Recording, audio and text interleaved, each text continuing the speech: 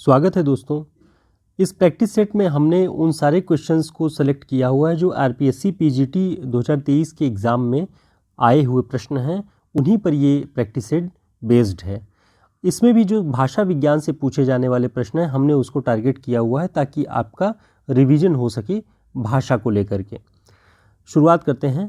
पहला प्रश्न है, डॉक्टर धीरेन्द्र वर्मा ने वैदिक ध्वनियों की संख्या कितनी मानी है? ऑप्शन में दिया था 13 स्वर 38 व्यंजन टोटल 51, या 12 स्वर 34 व्यंजन टोटल 46, या फिर 15 स्वर 41 व्यंजन टोटल 56, या फिर इनमें से कोई नहीं। तो मित्रों, ये तीनों ऑप्शन जो दिए हुए हैं वो तीनों के तीनों गलत हैं, इसलिए इसका जो सही उत्तर होगा इनमें से कोई नहीं, क्योंकि डॉक्टर धीरेन्द्र वर्मा ने और उदय नारायण तिवारी ने जो वैदिक ध्वनियाँ थीं उनकी कुल संख्या 52 मानी है। इस ऑप्शन में आप देखेंगे तो किसी में 52 नहीं है, और जिनमें भी 13 स्वर और 39 व्यंजन हैं। पहले ऑप्शन में आप देखेंगे कि 13 स्वर और 38 व्यंजन हैं, लेकिन ये उत्तर सही नहीं है। तो जब भी आप वैदिक ध्वनियों की संख्या धीरेन्द्र वर्मा या उदय नारायण तिवारी के अनुसार देखेंगे तो वो कुल 52, जिसमें 13 स्वर और 39 व्यंजन है। तो आप इसे ध्यान रखिएगा, ये पूछा गया प्रश्न है। अगला प्रश्न पूछा गया था, पश्चिमी हिंदी की दो बोलियों का सही युग्म क्या है? ऑप्शन है कन्नौजी और अवधी, खड़ी बोली और बुंदेली, ब्रज और बघेली, या फिर इनमें से कोई नहीं। तो पहले ऑप्शन को देखते हैं। कन्नौजी तो आपकी पश्चिमी हिंदी के अंतर्गत आती है, लेकिन जो अवधी है वह पूर्वी बोली के अंतर्गत है, पूर्वी हिंदी के अंतर्गत। दूसरा, खड़ी बोली पश्चिमी हिंदी के अंतर्गत है, और बुंदेली भी पश्चिमी हिंदी के अंतर्गत आती है। तो आपका यह उत्तर सही हो जाएगा। तीसरे ऑप्शन की बात कर लें। तीसरे ऑप्शन में ब्रज तो पश्चिमी हिंदी के अंतर्गत आता है, लेकिन जो बघेली है वो पूर्वी हिंदी के अंतर्गत आती है।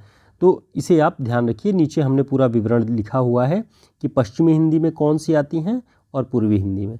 पश्चिमी हिंदी में आती है कौरवी, जिसे खड़ी बोली भी कहा जाता है। अब ये सारे पॉइंट्स आप ध्यान रखिएगा कि खड़ी बोली का अन्य नाम कौरवी, या फिर कौरवी को खड़ी बोली भी कहा जाता है। दोनों तरफ से इस चीज़ को समझिए।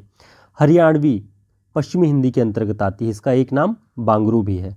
और दक्षिणी हिंदी, ब्रजभाषा, बुंदेली और कन्नौजी, ये सब पश्चिमी हिंदी में है। पूर्वी हिंदी में है अवधी, बघेली और छत्तीसगढ़ी। तो आप इन्हें नोट कर लीजिएगा, पश्चिमी हिंदी के अंतर्गत कौन सी बोलियां हैं और पूर्वी हिंदी के अंतर्गत कौन सी बोलियां हैं। अगला प्रश्न है, खड़ी बोली के लिए सुनीति कुमार चटर्जी ने कौन से शब्द इस्तेमाल किए हैं या प्रयोग किए हैं? ऑप्शन है जनपदी हिंदुस्तानी, दूसरा ऑप्शन वर्नाकुलर हिंदुस्तानी, तीसरा कौरवी, या इनमें से कोई नहीं। तो इसका जो सही उत्तर है वह है जनपदी हिंदुस्तानी। सुनीति कुमार चटर्जी ने खड़ी बोली के लिए जनपदी हिंदुस्तानी शब्द का प्रयोग किया है, और विवरण में हम देखते हैं कि ग्रियर्सन ने इसे वर्नाकुलर हिंदुस्तानी कहा है, और जो खड़ी बोली को कौरवी उपनाम दिया वो नाम दिया था राहुल संकृत्यायन जी ने। तो आ गया होगा आपको समझ में किसने क्या कहा। इसे ध्यान रखिएगा, परीक्षाओं में ये पूछा गया है और पूछा भी जाता है बार बार। अगला प्रश्न है, देवनागरी लिपि में अ की 12 खड़ी स्वर ध्वनियों के लिए को किसने तैयार किया? जो अ की 12 खड़ी थी उसे किसने तैयार किया? ऑप्शन है महात्मा गांधी, काका कालेलकर, विनोबा भावे, इनमें से कोई नहीं। तो मित्रों, इसका जो तीनों ऑप्शन दिया है वो इनमें से कोई नहीं है, तो हमारा उत्तर जो इनमें से कोई नहीं होगा। अब विवरण हम देख लेते हैं कि सर्वप्रथम महाराष्ट्र के सावरकर बंधुओं ने अ की 12 खड़ी तैयार की, और महात्मा गांधी ने अपनी पत्रिका हरिजन सेवक में इसका सर्वप्रथम प्रयोग किया। तो यहाँ से आपके कई ऑप्शन तैयार हो जाते हैं। अ की 12 खड़ी पहले पहल किसने तैयार की? सावरकर बंधुओं ने, महाराष्ट्र के रहने वाले थे, और इसका प्रयोग सबसे पहले किसने किया? महात्मा गांधी ने अपनी पत्रिका हरिजन सेवक में। तो ये सारे पॉइंट्स आप ध्यान रखिएगा मित्रों। और आप लोगों के लिए एक विशेष सूचना कि हमारे चैनल पर ज्वाइन बटन शो कर रहा होगा।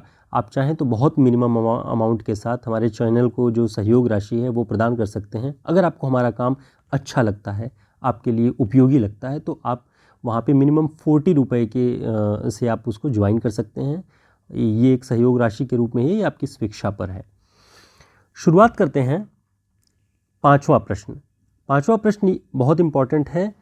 उत्तर प्रदेश सरकार द्वारा निर्मित लिपि सुधार समिति जो 1947 ईस्वी में बनी, तो यहाँ से प्रश्न आपका एक बनता है कि लिपि सुधार समिति किस सन में बनी, तो 1947 में।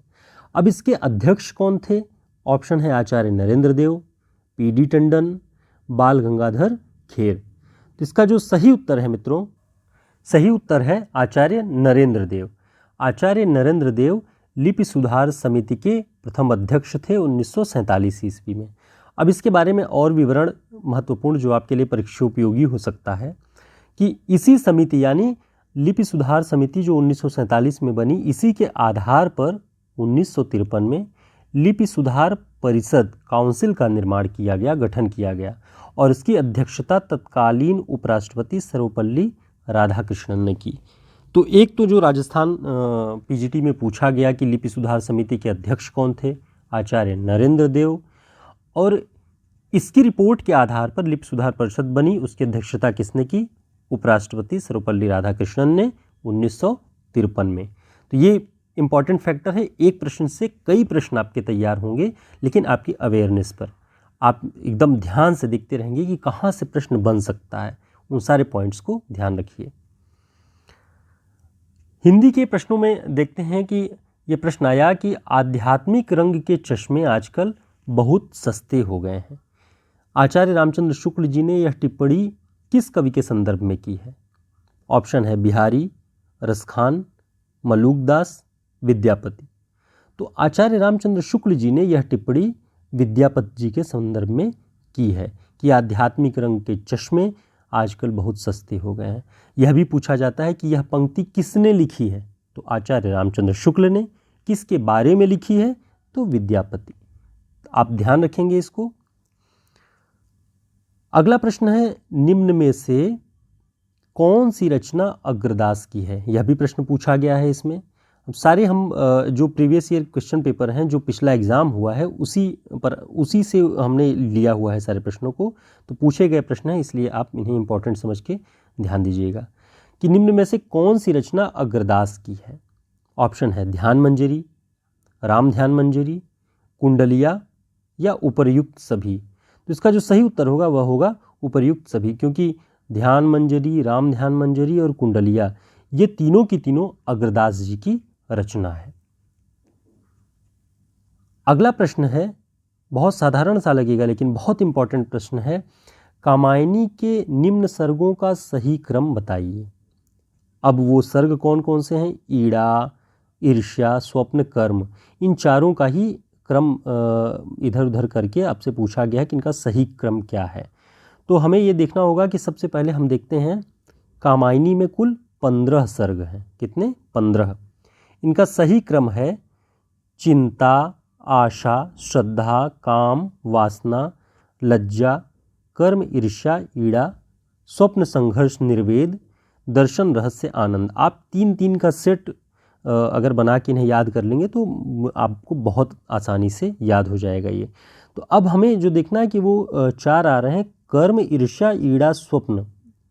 अब हम यहाँ मिलाएंगे तो कर्म, ईर्ष्या, ईड़ा और स्वप्न, यानी बी आंसर आपका सही होगा। तो यहाँ से आप ध्यान रखिएगा कि कामायनी का प्रकाशन 1935 ईस्वी में हुआ। जयशंकर प्रसाद इसके लेखक हैं। इसमें कुल 15 सर्ग हैं और सर्गों का क्रम आप यहाँ से देख लीजिएगा, जिससे आपको क्रम याद करने में बहुत आसान होगा। चिंता, आशा, श्रद्धा, काम, वासना, लज्जा, कर्म, ईर्ष्या, ईड़ा, स्वप्न, संघर्ष, निर्वेद, दर्शन, रहस्य और आनंद। सबसे अंतिम सर्ग कौन सा है? आनंद। यह भी पूछ लेता है। अगला प्रश्न है, मुक्तिबोध की प्रतिबंधित रचना का नाम क्या है? मुक्तिबोध जी ने एक रचना लिखी मध्य प्रदेश सरकार की बोर्ड कक्षाओं के लिए, भारतीय इतिहास और संस्कृति के नाम से, और उसे जो है मध्य प्रदेश सरकार ने प्रतिबंधित कर दिया। ऑप्शन में था कि नए साहित्य का सौंदर्य शास्त्र, कामायनी एक पुनर्विचार, भारत इतिहास और संस्कृति। यही वह पुस्तक है जिसे प्रतिबंधित किया गया, भारत इतिहास और संस्कृति। इसके अलावा नए साहित्य का सौंदर्य शास्त्र भी इन्हीं का है। और मार्क्सवादी समीक्षा के आधार पर कामायनी का मूल्यांकन जो किया मुक्तिबोध जी ने, वो कामायनी एक पुनर्विचार नाम से प्रकाशित हुआ। तो पिछले प्रैक्टिस सेट में हमने यह बताया था कि एक प्रश्न बना था कि मार्क्सवादी समीक्षा के आधार पर कामायनी की समीक्षा किसने की, तो मुक्तिबोध जी ने की, और उस समीक्षा पुस्तक का नाम है कामायनी एक पुनर्विचार। तो एक प्रश्न से कई प्रश्न तैयार करने की जो ट्रिक है वो आप देख रहे होंगे, वो आपके लिए बहुत आसान हो जाएगा इस तरह से परीक्षाओं की तैयारी करना। अगला प्रश्न है, नई समीक्षा नए संदर्भ किसकी रचना है? ऑप्शन है रामविलास शर्मा, डॉक्टर नगेंद्र, नंदुलारे वाजपेयी, इनमें से कोई नहीं।